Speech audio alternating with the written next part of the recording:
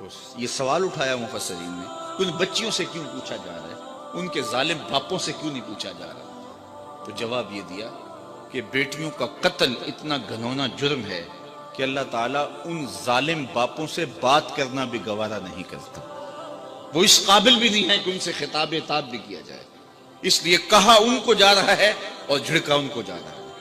تو اتنا بڑا جرم جٹائی کے ساتھ ہوتا ہے، فخر کے ساتھ ہوتا ہے، اور معاشرے میں داد ملتی ہے، اور کوئی اس کے راستے میں رکاوٹ ڈالنے والا نہیں ہے۔ یہ میرے حضور تھے جنہوں نے آ کے کہا بیٹیوں کو قتل کرنے والوں سن لو، میری بیٹی فاطمہ میرے جگر کا ٹکڑا ہے۔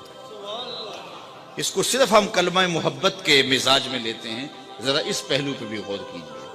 جب بیٹیوں کو زندہ درگور کر کے باپ فخر کرتا ہے، اس زمانے میں یہ کہنا کہ میری بیٹی میرے جگر کا ٹکڑا ہے، یہ کتنی بڑی بات تھی۔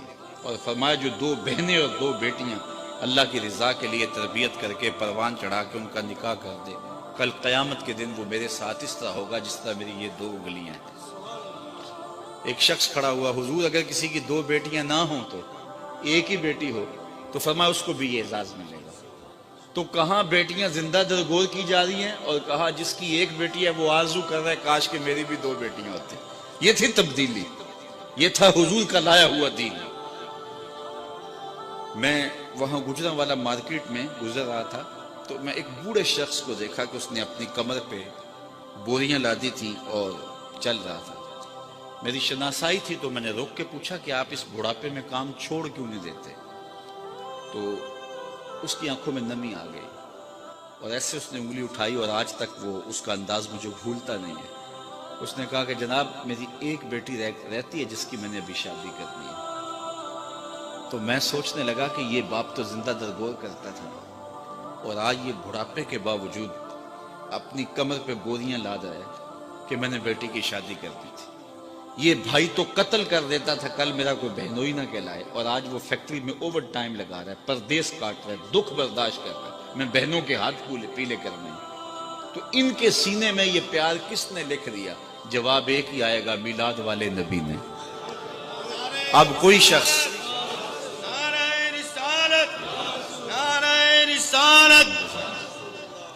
اب وہ بیٹی جس کو زندہ درگور کر کے باپ فخر کرتا تھا، اسی بیٹی کے لیے آج باپ اپنی جھکی ہوئی کمر پہ بوریاں لاد کے مزدوری کر رہا ہے۔ اس بیٹی کو عزت دی، اور جب بیٹی کو رخصت کرتا ہے تو باپ کی آنکھیں نمناک ہوتی ہیں۔ کوئی بندہ کہے اس بیٹی کو کہ تو حضور کا میلاد نہ منایا کر، میرے پاس یہ اتنے دلائل موجود ہیں، تو وہ کہے گی منہ ادھر کر، مجھے تو عزت ہی حضور نے دی ہے، مجھے تو وقار ہی حضور نے دیا ہے۔ مولانا ظفر علی خان بولے ہم جس میں بس رہے ہیں وہ دنیا تم ہی تو ہو، ہمارا تو سب کچھ ہے ہی حضور ہے، ایک تو ہی ہوتے ہیں میریاں آساں دا سہارا، دس کنوں کراں جے تینوں نہ کراں یاد۔ بہن کی آبرو نہیں تھی، حضور علیہ السلام حضرت شیمہ کے ساتھ جو پیار کی، انوکھی داستان رقم کی۔ جب ان کے قبیلے کے لوگ پکڑے گئے اور وہ حاضر خدمت ہوئی اپنے لوگوں کو چھڑانے کے لیے، تو حضور استقبال کے لیے کھڑے ہو گئے، اور پھر حضور نے چند گھوڑے اور چند جوڑے دیے اور پوچھا کہ کدھر آئی ہو؟ تو انہوں نے کہا کہ اس مقصد کے لیے آئی ہوں۔ تو فرمایا تم نے ویسے پیغام بھیج دیا ہوتا۔ اللہ اکبر! تو یہ تھا حضور کا دیا ہوا دین۔ ستیلی ماں تو ترکے میں بٹتی تھی، یہ تو سارے جانتے ہیں، لیکن تاریخ عرب ہے کہ سکے تین بھائیوں نے اپنی سکی ماں کو 900 دراہم میں فروخت کر کے 300 درہم بانٹے تھے۔ یہ تاریخ ہے، لیکن میرے حضور نے جنت کھینچ کے ماں کے قدموں تلے رکھ دیں۔ سارا وقار یہاں ہے، ساری عزتیں یہی ہیں۔ ماں باپ کی رضا میں اللہ کی رضا چھپا دیں، ماں کی ناراضگی میں اللہ کی ناراضگی رکھ دیں۔ پھر خود عملاً حضور نے اپنی ماں کا ذکر کیا۔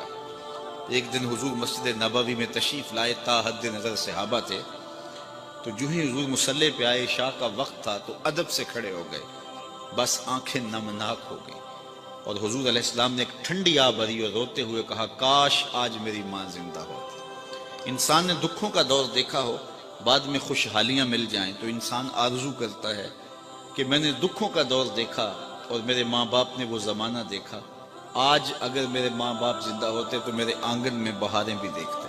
تو وہ آرزو کرتا ہے، وہ تمنا کرتا ہے۔ تو حضور جب پیدا ہوئے تھے تو باپ کا سایہ سر پہ نہیں تھا، 6 سال کی عمر تھی، ابوا کی ریت کے ٹیلے تھے، سید آمنہ کو سخت بخار ہو گئے۔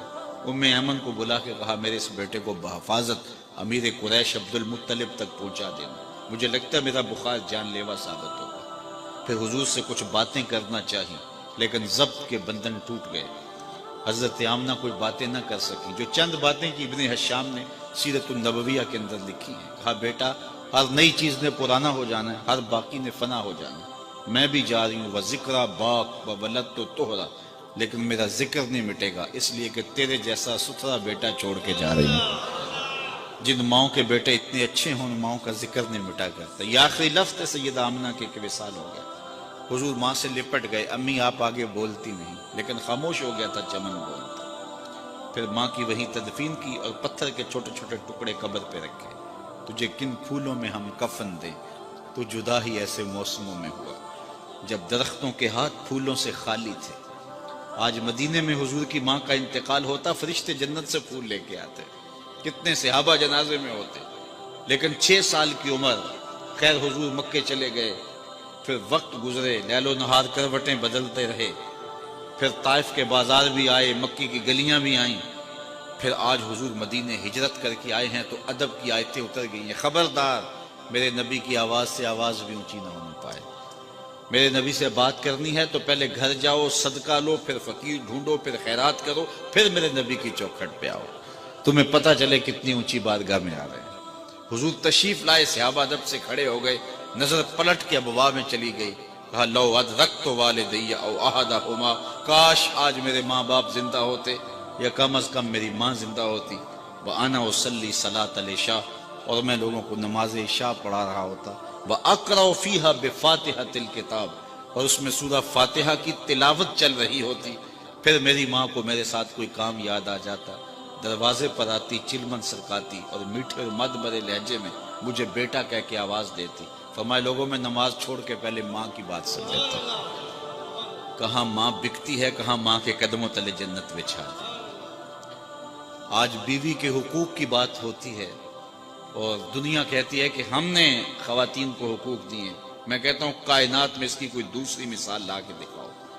جب حضرت خدیجہ الکبریٰ کا آخری وقت آیا، انہوں نے حضرت سیدہ فاطمہ سے کہا جاؤ اپنے باپ سے چادر رحمت مانگ کے لاؤ۔ وہ حاضر خدمت ہوئیں تو حضور نے فرمایا کہ فاطمہ اپنی ماں سے پوچھو چادر کیا کرتی ہے، تو وہ پوچھنے آئی تو حضور بھی پیچھے آ گئے۔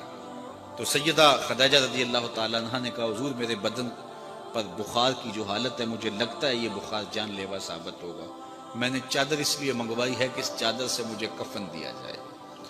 اندھیروں میں بیٹھ کے عقیدے نہ بنایا کرو، عقیدے وہی رکھا کرو جو نبی کے گھر والوں کے۔ سیدہ آمنہ کا عقیدہ یہ ہے کہ حضور کے بدن سے چھوئی ہوئی چادر کفن کے لیے مل جائے تو بخشش کی ضمانت ہے۔ تو کہا حضور میں چادر اس لیے مانگی، حضرت خدیجہ نے کہا اس لیے کہ اس چادر سے مجھے کفن دیا جائے۔ خیر حضور علیہ السلام کی آنکھوں میں آنسو آ گئے اور حضور نے جو جملے کہے، کائنات کی تاریخ میں ایسے جملے نہیں ملیں گے آپ۔ فرمایا خدیجہ تو نے چادر مانگی ہے، لو اردت جلدی لا آتیتک، اگر تو میری جلد بھی مانگتی وہ بھی اتار کے دے دیتا، کوئی لاؤ تو صحیح ایسی مثال۔ ام المومنین سیدہ عائشہ رضی اللہ تعالیٰ عنہ فرماتی ہیں میں حضور گھر تشریف لائے اور میں آب خورے میں پانی لے رہی تھی، حضور نے مجھے کہا عائشہ تھوڑا سا پانی میرے لیے بھی چھوڑنا، میں نے چھوڑ دیا تو حضور نے میرے ہاتھ سے پیالہ لیا، پھر پینے سے پہلے رک گئے اور مجھ سے مخاطبہ کرتے ہوئے فرمایا عائشہ ذرا بتانا تم نے ہونٹ کہاں لگائے تھے، مجھے بتاؤ اگر شوہر کا رویہ بیوی کے ساتھ یہ ہوگا تو گھر جنت کا ٹکڑا نہیں بن جائے گا؟ تو کوئی لاؤ تو صحیح ایسی مثال۔ کسی زمانے میں ایک غیر مسلم نے اسلام قبول کیا تو اسے پوچھا گیا کہ اسلام کی کس قدر نے تجھے متاثر کیا، تو وہ بولا کہ سیرت کا صرف ایک واقعہ میری ہدایت کا سبب بن گیا۔ کیا ہوا؟ کہا مجلس رسول صلی اللہ علیہ وسلم لگی تھی، لوگوں کا ہجوم تھا، ایک شخص نے عرض کی حضور میرے لیے دعا کر دیجئے، میرا بچہ کئی دنوں سے گم ہے، مل نہیں رہا، مل جائے، قبل اس سے کہ حضور کے ہاتھ اٹھتے اور اجابت کے سارے در کھل جاتے۔ ایک شخص مجلس میں موجود تھا، کھڑا ہو گیا، حضور میں ابھی فلاں باغ کے قریب سے گزر کے آیا ہوں اور میں اس کے